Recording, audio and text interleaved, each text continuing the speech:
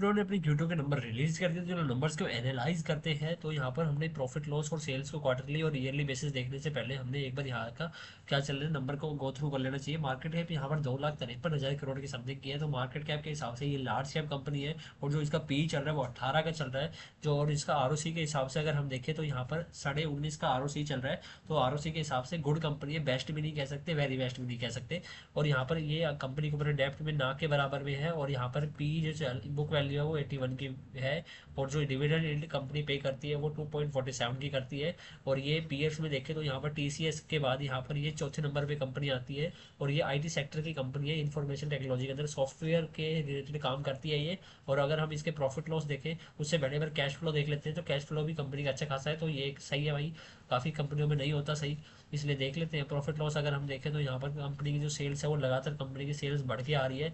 But जो पिछले साल के मुकाबले इस साल यहाँ पर यहाँ पर ये लगा लो कि 2023 के मुकाबले अब जो सेल्स है वो वहाँ पर कम होने लगी है, क्योंकि ये वो ट्रम्प बावड़ी बूच यहाँ पर अमेरिका का प्राइम मिनिस्टर बन के बैठा है, प्रेसिडेंट जो भी कहो वो बन के बैठा है, उसने यहाँ पर इनकी सेल्स में दिक्कत करी है। और नेट प्रॉफिट देखें तो कंपनी का नेट प्रॉफिट भी हाईएस्ट एवर आ रहे हैं। But net profit highest ever आ रहे हैं, कंपनी जो यहाँ पर मार्जिन थे वहाँ पर उतने के उतने बने हुए हैं। ठीक है।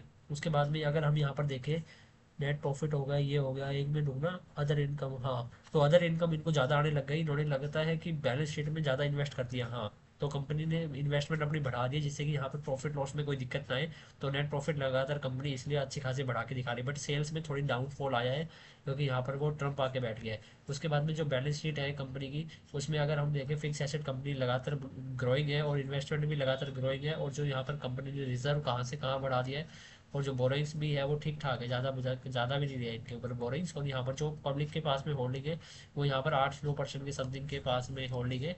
और जो बाढ़ में 1% के समथिंग है वो स्ट्रॉन्ग प्लेयर्स के पास में होल्डिंग है। इसको अगर हम नंबर्स अगर क्वार्टरली और इसको देखें तो ईयर ऑन ईयर बेसिस पे यहाँ पर जो ये नंबर है, बट हमें परसेंटेज बेसिस पे जल्दी गो थ्रू करने में हेल्प मिलेगी। तो अगर हम परसेंटेज बेसिस पे देखें तो मार्च क्वार्टर को हम यहाँ पर मार्च क्वार्टर को 2025 से पिछले साल के में देखें 24 को 25 के हिसाब से, तो यहाँ पर सेल्स में लगातार नेगेटिविटी आ रही है, यहाँ पर मतलब कि नेगेटिव घट के आई है। बट यहाँ पर जो प्रॉफिट है कंपनी ने अब यहाँ पर संभाल लिया है। नहीं अदरवाइज यहाँ पर ये देखो तो यहाँ पर 2023 में भी नेगेटिव में आया था और यहाँ पर भी नेगेटिव में आया था नेट प्रॉफिटेबिलिटी। बट अब जो ये इस वाले में है वहाँ पर 18-19% के समथिंग यहाँ पर प्रॉफिट में ग्रोथ दिखाई है। तो कंपनी ने वो चीज़ें संभाल ली है।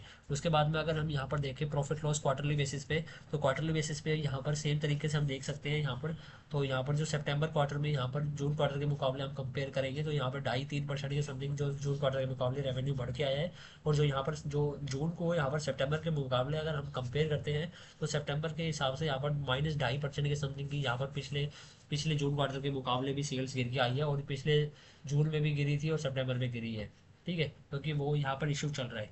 तो यहाँ पर आपको आई होप अंडरस्टैंडिंग मिली होगी। नंबर्स अगर देखते हैं नेट प्रॉफिट में यहाँ पर लेटेस्ट 3,262 करोड़ का यहाँ पर भी उन्होंने कंपनी ने प्रॉफिट पोस्ट किया सितंबर में, जो कि पिछले में यहाँ पर 3,336 करोड़ का पोस्ट किया था। और ईयर ऑन ईयर बेसिस पे देखें तो यहाँ पर 13,218 करोड़ का यहाँ पर मार्च 2005 में यहाँ पर इन्होंने पोस्ट किया था।